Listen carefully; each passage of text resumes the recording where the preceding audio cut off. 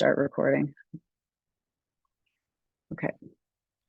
Like we put 78 people through the screening process in our club. So yeah, it was a little daunting, a lot of paperwork. And I think we're in pretty good shape. I think there's actually one person who's not complete, but it's not been without hounding. Good. Did you use the tracking tool that the spreadsheet? Yeah, so Okay, I used the spreadsheet.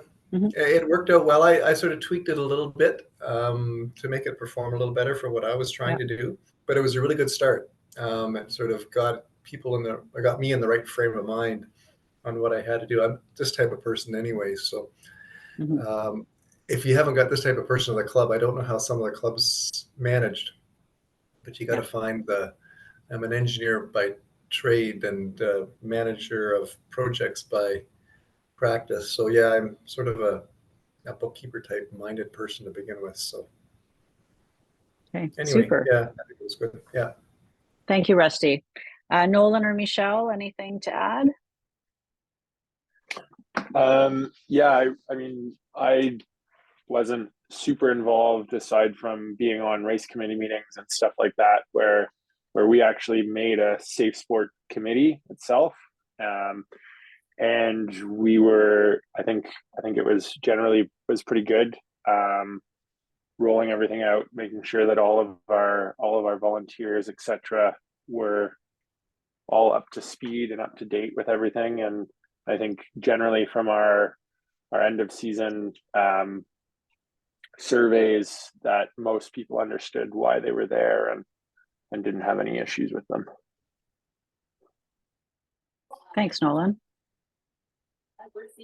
Hi, Steve. Welcome to our meeting. We're just doing a little bit of a roundtable right now to talk about what you felt went well with the Safe Sport rollout, and then we're going to move into things that could be handled better. So if you had anything just off the top of your head, we've talked about effective communication, the fact that there's a feeling that we should do another community update specific to Safe Sport in the fall.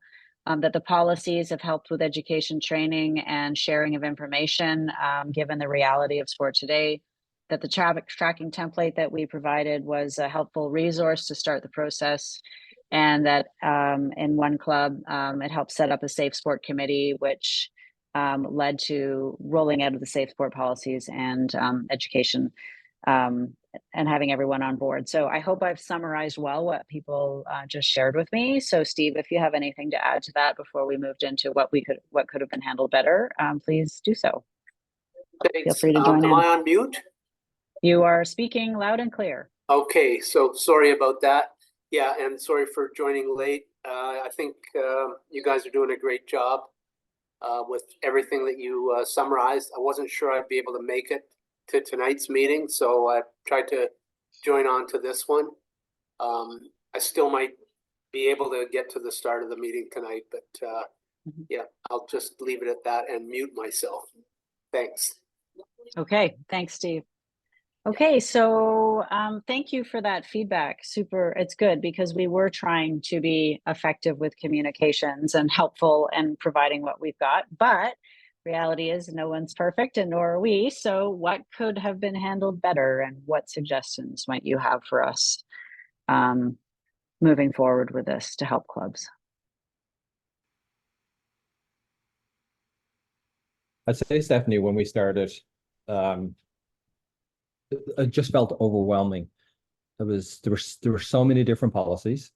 There was the information in a couple of different places. So it was difficult to know where to start. And then because we're all busy and, we're all doing this on kind of a, a second or third type of activity, on top of job, family, that sort of thing. It's hard to sink your teeth into a new task when you're searching for, okay, what do I do now? So like a step-by-step guide. And I know that's, kind of existed, but we were going to a couple of different places and we were unsure of like, how do we tackle this? And I understand that's not super easy because we have different types of clubs. Like we're purely a competition club. We have, we don't have instructors and jackrabbit programs, that sort of thing. So it's hard to make, something that one size fits all. But that was maybe our biggest challenge. Where do we start? and how do we, tick off the various boxes. I think that's certainly, as you receive better information from Nordic Canada, that helped. And to be honest with you, we have a safe sport officer, so I'm not that engaged on the safe sport side of the house now. But it'd be interesting to go back and look and see, if there was a new club to come on, or as we look at kind of the 1 year, 1 year anniversary, okay, what do we need to do right now to kind of renew screening? If that it's crystal clear and there's one place to go to get all the information and it's logically laid out. The second piece for us was, sorry, go ahead. No, I was just going to say that is good feedback, because when I was, when I shared our resources with the executive directors group across the country, I actually went back and like, oh God, we need a checklist. Exactly what you're talking about, like a where to start checklist. So I did create that for the division executive directors, and I pulled it off from different places of things that we talked about. But yes, having that start here with this is a resource that we should do. So thank you. Yep. And your second thing? The second big thing for us was extreme frustration around what the correct screening tools were. And I understand that wasn't your part. That was getting non-answers from Nordic Canada. So I guess we were frustrated that a policy was being rolled out without our national our NSO having the T's crossed and the I's dotted. And now, as you say, there's that's still a little bit in flux. So when Nordic Canada have these big change initiatives, they need to have this sorted out before divisions start adopting it. But I understand, we were the first division to do it, so there's definitely bumps along the road. I would anticipate that is much more sorted for the remainder of the division. So just some frustration around screening, what the correct screening mechanisms were. Okay. I'm not sure that yes, I know it, and you're speaking of a specific thing that you and I went back and forth on for months, and thank you for pushing us to keep doing that. And like I said, I don't know if we have an answer for that one, and that's the judicial matters check and the police records check. We're going to be right back to the beginning. So my encouragement, right, what I would encourage people to do now, particularly the bigger clubs that are on here, is get your stuff done for this year before June 30th. Right. So when there's a policy change, we're not going to, I'm going to go back to Nordic Canada. So these guys have already done all of this stuff this year. You can't go and ask people to do e-pics now. Right. Yeah. So that would be my suggestion, is that any screening that you need to do for this year, if you get it done before June 30th, you've probably, hopefully, I can't promise anything, but that we've bought ourselves another year from having to do those e-pics.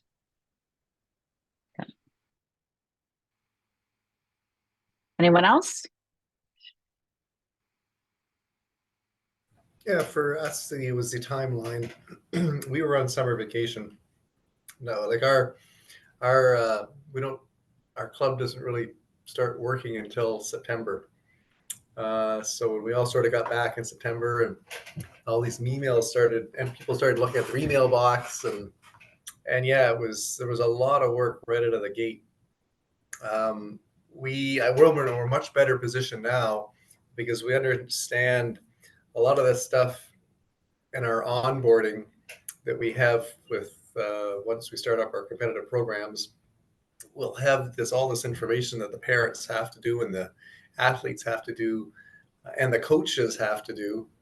That'll all be understood when we're asking them, can you be a coach? Are you in the program? And it's all going to be part of our onboarding sort of parent manual that we provide to the people in the program. And also to, now that we've understood the application, we had to make policy changes partway through with respect to screening, and parents who were involved sort of they weren't instructors, but with Jackrabbit Kids, you need a few parents to run herd and help control, because we've only got maybe we're lucky to have 2 instructors in one group of 12 kids.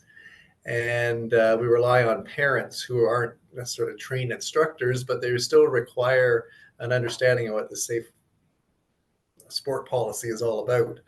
And if they want to come out and be there, they're not there regularly. But if they want to come out, they need a certain amount of call it training to understand what the policies are with respect to Rule of Two and what the Safe Sport program is all about. So we were able to do a bit of a midstream adjustment on that, but yeah, it worked out okay. I think we're in a good spot this year. It will not be as hectic as it was last year. Rusty, that's really good feedback. The timing of delivery, especially, and I don't think there's anything, well, hopefully we don't have to roll out something this big again in the next couple of years, but that the timing of the delivery of policy changes from Nordic Canada. So for example, that tier 3 policy change that came in, having that start in the fall, well, probably not that big a deal. It might have been nicer to know about it in June and then be able to think about it. But as you said, you guys didn't start reading your emails until the end of August. So, but something where we know that we have clubs across the country that come on board on May 1st, and then to have to policy change after all of our AGMs, after, you know, we've kind of started fresh for the next year. That's a really good piece of feedback, that not just for this, but in general, like to think through the timing of the issuance of large policies that require changing bylaws and policy. So yeah, thank you for highlighting that. Yeah, we adapted to that tier 3 event registration thing not too badly once we understood what to do. I mean, we stumbled a bit on it, but yeah, we got through it. And even with the tier 2 one, the O Cup that we had, that was added to the list of the things that team had to look after. But yeah, good. And if it's going to change where we need to start registering everything, yeah, it's going to be another change. A lot. Some of our activities are kind of fluid in the scheduling. So the more important ones we've got pigeonholed, but some of them sort of aren't really thought of until like the month before type of thing. So. Yeah, we should maybe have a debrief on that tier 3 thing as well another time. Yeah. Anyone else have some, what could have been handled better? And be please open and honest communication. That's what the objective is here. Can be anything big or small, because we're here to serve you guys and to the clubs and to make your lives easier, hopefully. Stephanie, sorry, go ahead, Ryan. Stephanie, with respect to the training, I think there needs to be a relook at it so we required our senior athletes, and our senior athletes were like, it's by program. They were required to take training. We ran into a little bit of a speed bump because I think you have to be 14 years of age to have a locker account. Yeah, and it was only U16 athletes and up that were asked to do the training. And I think people ran into trouble because clubs decided, Big Thunder ran into this too, that they wanted younger athletes to have the training. Yeah. Yeah, like we kind of decided to the nature of our program. The rule of 2 was everyone in the senior program were kind of like, there wasn't a differentiation between, we had 13-year-olds who were training with 18-year-olds, for example.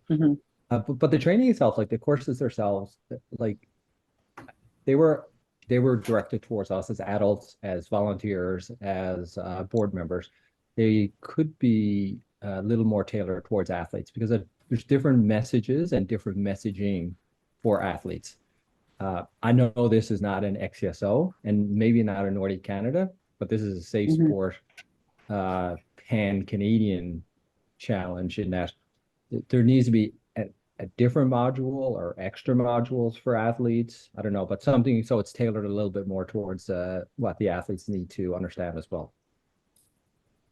Katja, can you respond to that? Because I thought there were modules, but maybe they came out after the fact. For the athletes. So yeah, I was just gonna jump in. There isn't a Safe Sport module per se that is okay. I have to back up. the first module that was required, the very early initiation of this policy suite, was respect in sport. And respect in sport has different um, groups. So there is one for activity leaders. And so that one has different audiences, but it costs. So there's a cost to that, and we wanted to avoid that. And it is very similar to the safe sport training. So I pushed very hard to make that change from respect in sport to get the safe sport training instead, so that it's free. So there is currently nothing that's tailored towards that audience of athletes in terms of the safe sport module. The one that maybe, Stephanie, you're also alluding to is something that we have found addresses team culture and athlete responsibility in a team or as a human being, learning that kind of side of things. And there is a module that addresses just athletes, so responsibility as a teammate. But it's not the education of safe sport protection, let's put it that way. It's more how to be a good teammate. I'm thinking specifically though about because there were two required courses that we have for our athletes. There's Rule of Two and Safe Sport. And within those courses, like the Rule of Two course was really directed at us around the around this table, as opposed to athletes, who was equally important for them. Now they did it, and I'm sure they gained a lot from it, but I think it could be a little bit more tailoring towards the athletes. It could be a separate course, but where 90% of the content is similar, but it's things that like I would have liked to see it address as an athlete. This is what you need to be aware of, or these are the kind of things you need to be thinking about. Yeah, and I think that's I was going to speak to that. That's a good good feedback, and certainly something to put out there. It's just the stages that it has to go through to implement something like that, because it's done by the CAC, like the Locker Coaching Association of Canada, and like it's a much broader it goes through various levels, so we can give that feedback to Nordic Canada. And I'm sure as all sports are signing on to this, there's going to be changes and more requests like that, but we can initiate that, but it probably takes a while to get that through the upper levels. But thank you. I understand 100%, Jeff. Yeah, for sure. Hey, I'm eating lunch here and between meetings, so I'm going to flick on and off my camera. Okay. Enjoy. Nolan, Steve, Michelle, anything to add?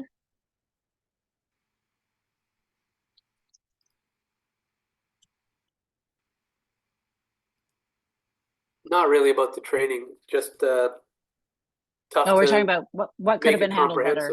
Yeah.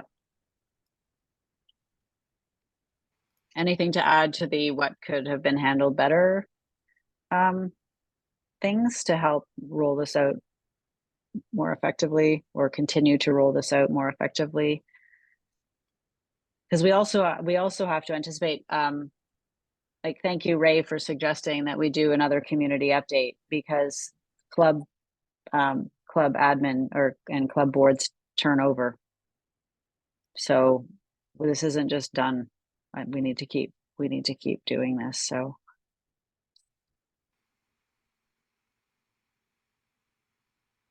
the one comment I had was, I remember Katja saying you can't change these policies, and I honored that, but I added to them. I didn't delete stuff. I added a few things to deal with situations that were specific to us. They weren't big changes, but I added a couple. We added a category in the screening process to deal with these parents for jackrabbit assistance. What did you add, Rusty? Oh, we just added sort of if you sort of fall into this category, which was parents wanting to come out and offer crowd control assistance. I don't think we use that term, but during the Jackrabbit sessions, you had to complete the 2 online courses. You didn't need to go through the screening process, like the police check process, but you at least had to have the training. So most parents that have contact with athletes or Jackrabbit through club programming, even if they're not in a leadership role, have taken the training. That's a really, Yeah. Is that what you mean? That's a really great initiative, because the more people that are educated to this, the better. Yeah, and that dealt with that one intervention that we had to have with a parent. We decided to do that after that. Some parents had, because they were just wanting to learn more, but we sort of said, if you want to do this and come out with the group, and some of them do, then yeah, just spend an hour and a half going through this. I believe at Walden, I think this is exceptional for any club that wants to implement this. But if I understand, also at Walden, most of your Jackrabbit coaches are younger as well, too, right? So is that right? So they're paid teenagers.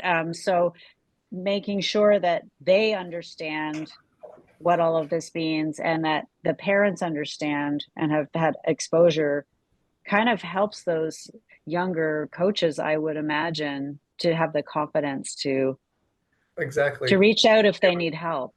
Yeah. And that's what the training that was provided to them gave them the right information to respond to this one situation. I didn't have to interact. I was told what was done, and they chose to do what I would have chosen to do in the way they interacted with the parents. So it gave them the confidence to know what's expected of them. So maybe not all kids would have reacted that way if someone a little meeker, but in this case it worked. So Super. Nolan, Steve, Michelle, any feedback on what could have been handled better?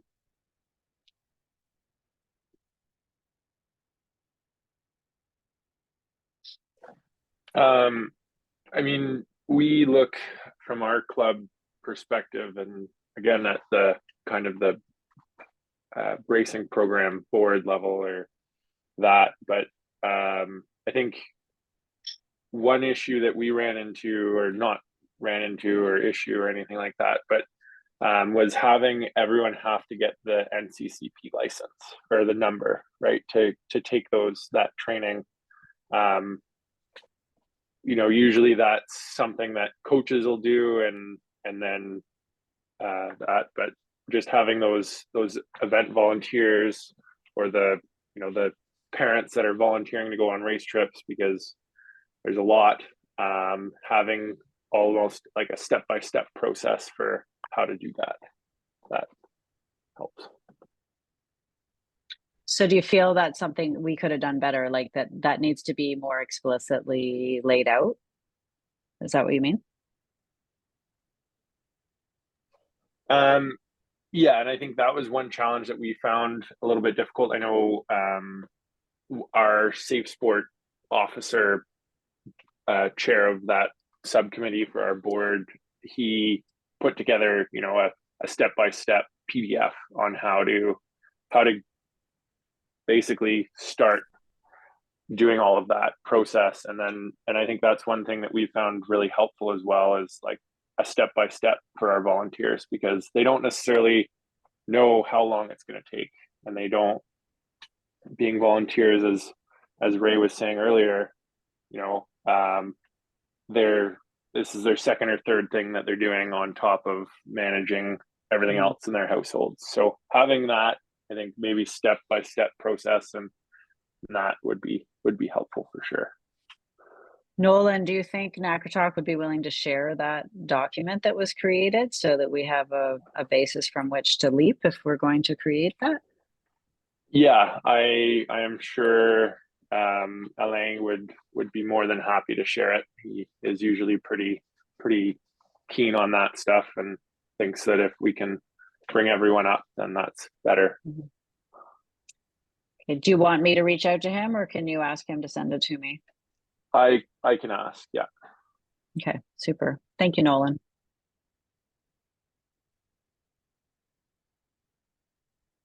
Anyone else? Things we could have handled better?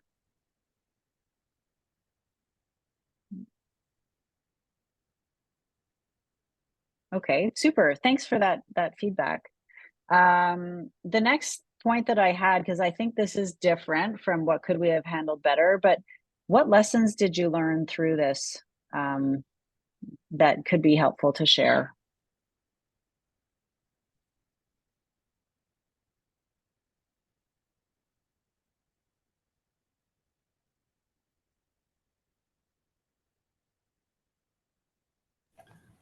In the committee we set up to sort of deal with this, I was the safe sport officer, and I did the board, the screening of the board. But for what we did was we delegated to each of the sort of the programs, the person who runs the programs, the person who runs the chalet and hires staff for the chalet, and then the group that runs the competitive group. They were responsible for driving to get the screening data collected from all their participants or volunteers, coaches, instructors, parents. And as we bumbled through it, we helped each other out when questions came up. I started off by doing the board, so I learned a lot by doing that. So I sort of rolled down to them what they had to do in a very prescribed fashion, and we set up the server to collect all of the screening documents. So we used the one you recommended. What's it called? Yeah, that was called. That was Yeah, catch the up. What was that called? Safe Vault or something? yeah, something Bolt. Yeah, or scan or Mhm. yeah. Anyway, we got everything squirreled away there Okay. and set that up so we all had access to it and could use it. So that worked well. well. Yeah, it need to be a sort of a you need a you need the right skill set to make this whole program work, and I think I got most of the skills, being very computer literate and able to use these online apps that I helped a lot of people. I still have to, like, we have one director who is 70. I think he's 79 now. So yeah, when he gets back from his vacation out to Vancouver Island, I got to go over to his place with a notebook and set it up so that he can do his online training. It's sort of where you are when you have you're dealing with people that have 60 years in between them, from the athletes to the senior directors that have been involved in the club. So yeah, it's some of them work better with technology than others. Yeah, so that's the older person. That's the two limits of kids who are doing it on their phone, and somebody I've got to run a computer out to and walk them through the training. That's commitment, Rusty. Thank you. So, any other lessons learned I guess that you I would want to say share? that to have those systems shared, because I think we're trying to use like Google Sheets or an Excel spreadsheet, and we've always had trouble keeping track of NCCP numbers and who's trained at what level, et cetera, et cetera. And so if there's apps out there that are more conducive or that are commonly being used, it would be good to share those. Did your club use the screening tool, the spreadsheet that we provided? I think so. Yeah. It does become overwhelming once you have a lot in there, admittedly. Ours is quite full.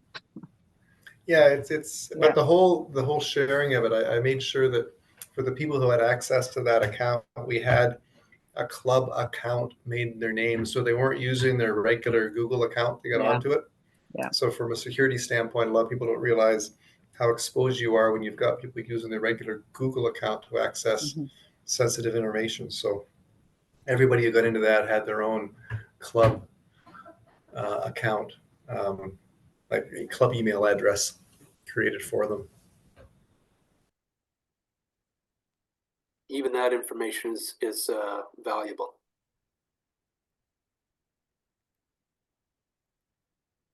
Right? Lessons learned? Yeah, I guess maybe number one thing is a strong safe sport officer. Like it's one of these roles where, you know, there's lots of voluntold, and this one as much as possible trying to get a volunteer, because it is labor intensive, and lots of coordination required. I think we were lucky in that area. We still got work to do, but I think we're generally lucky in that area. So it's, you know, finding the right individual for this activity was important for us. Good. Nolan, Michelle?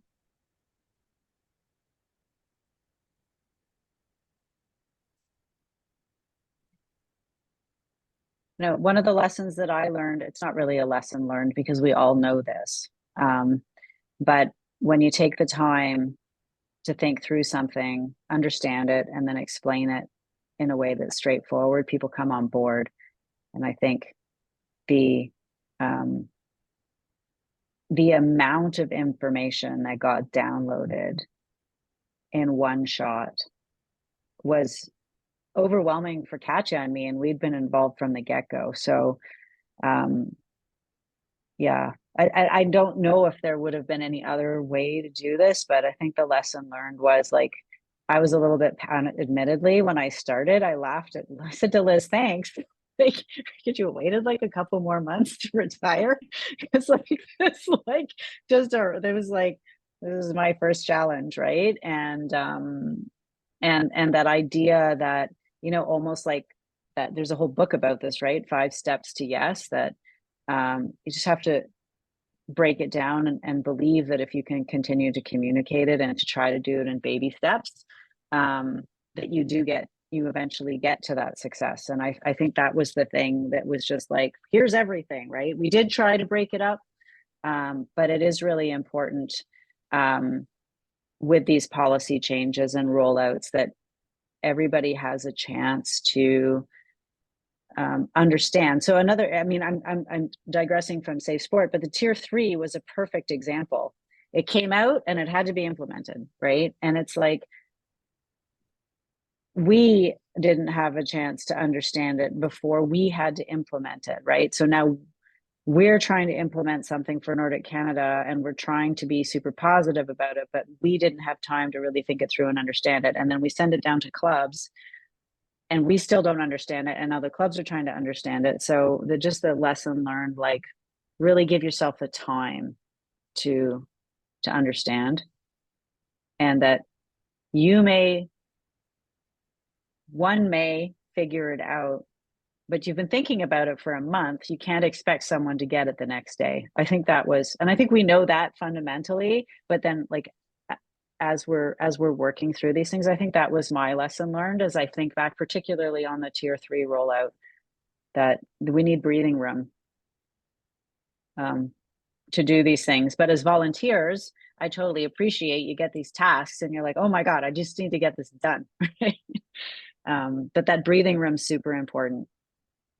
I think that was my lesson learned through this.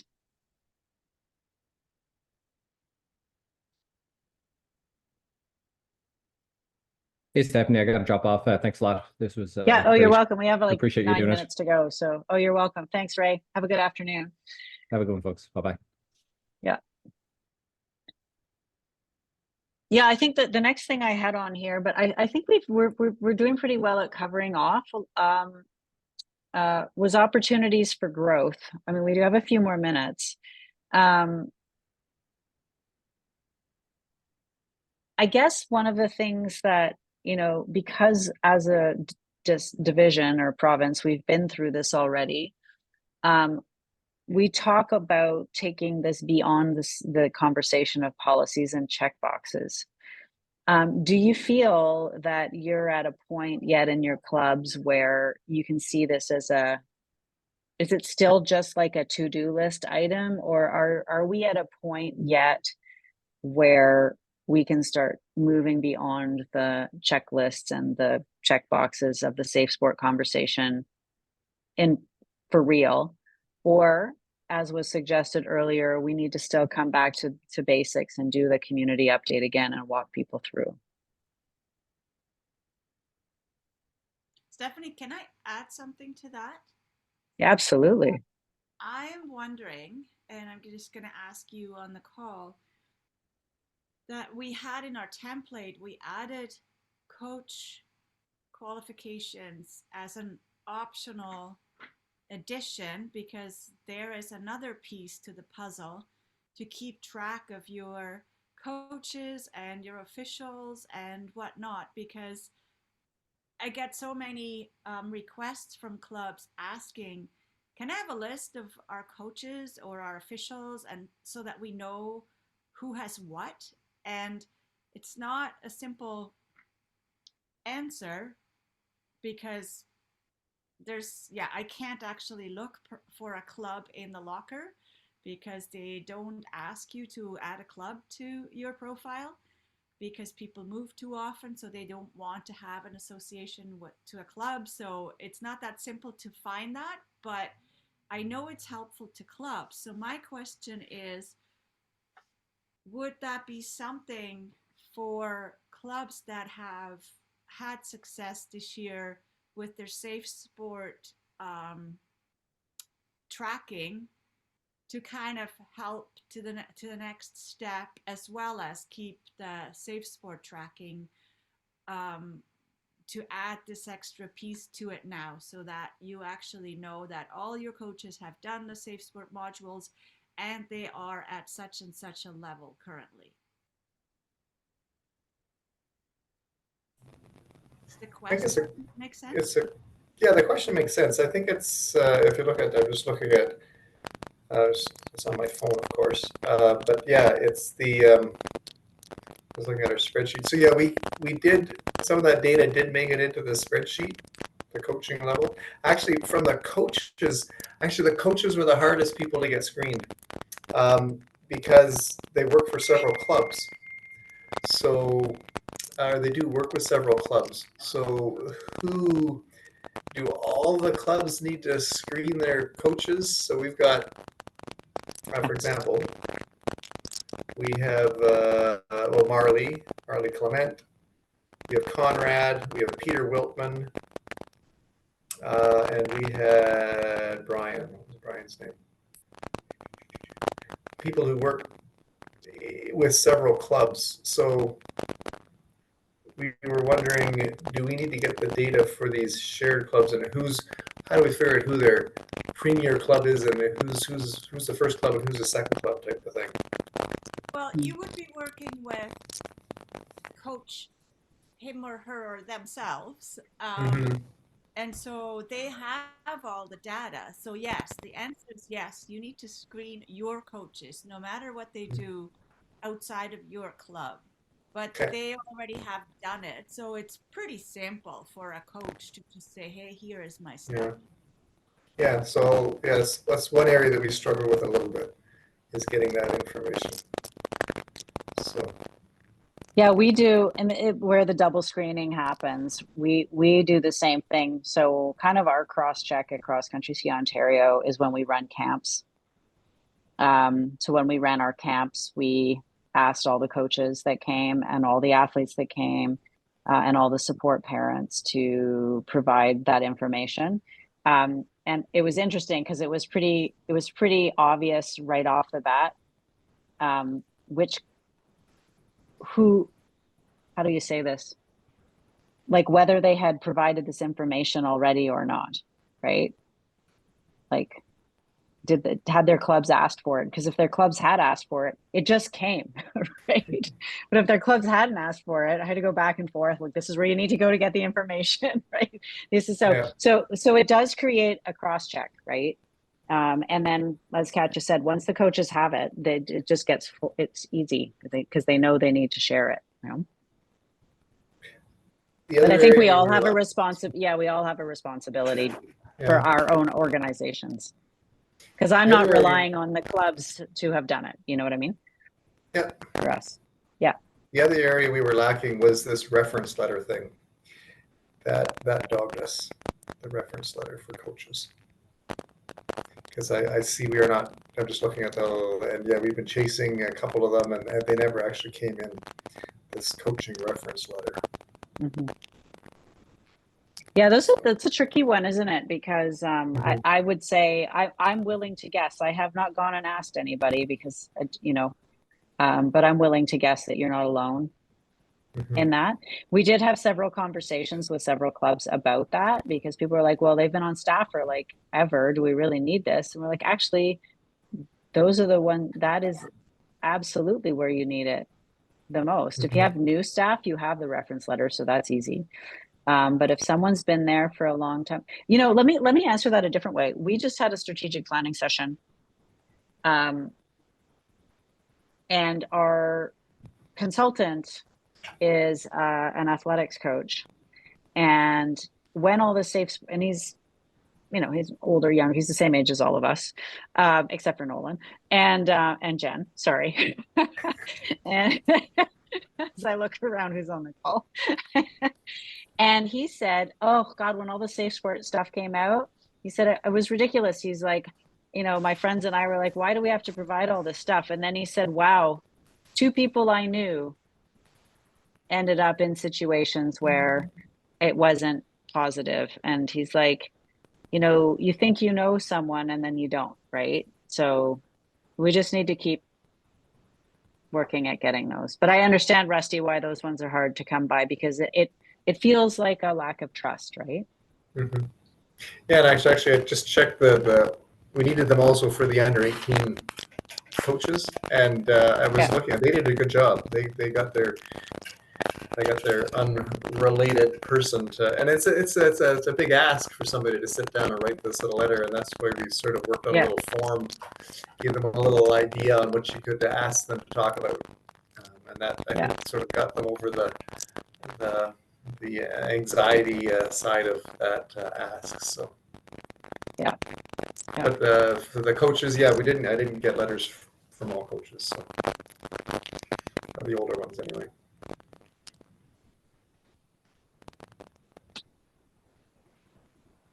All right, well, we have 1 minute left. So I think this has been extremely valuable. Thank you for sharing your feedback. I have taken notes. I'm going to, after tonight's call, I'm going to consolidate the good feedback that we've got and then share it back on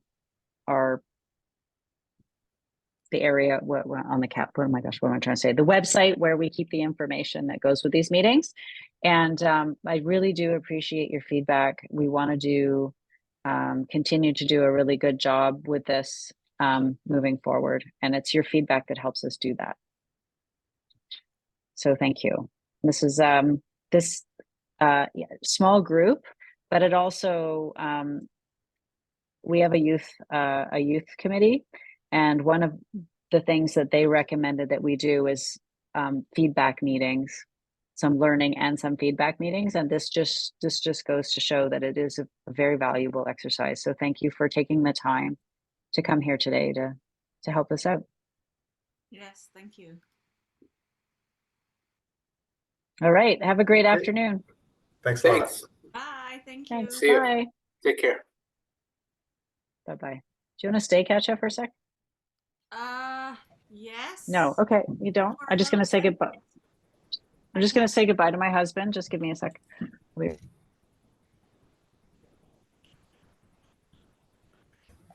don't see a stop button. You should have that. Leave should be in the right bottom corner. More. Stop incoming video. Maybe that's it. I don't know. But you should have a leave button. You're right. We can kick you out. Kick away. Kick him out. Okay. Take care. Bye.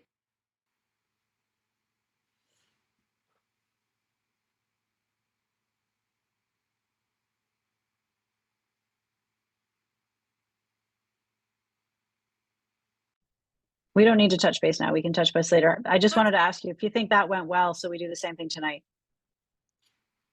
Yes. Okay. Yes. But I guess my question was not really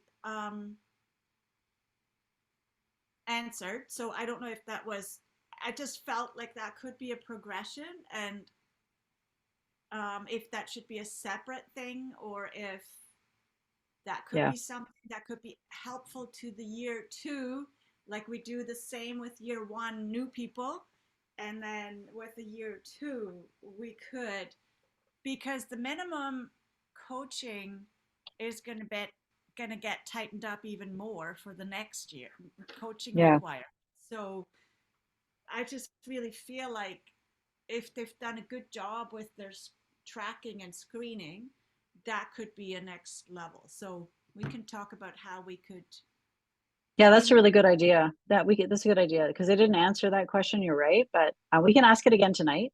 But whether they like it or not, we can add it. Yeah. Okay. Can you stop the recording? Oh, sorry. Yeah. How do I do that? Thank you. I do need to stop.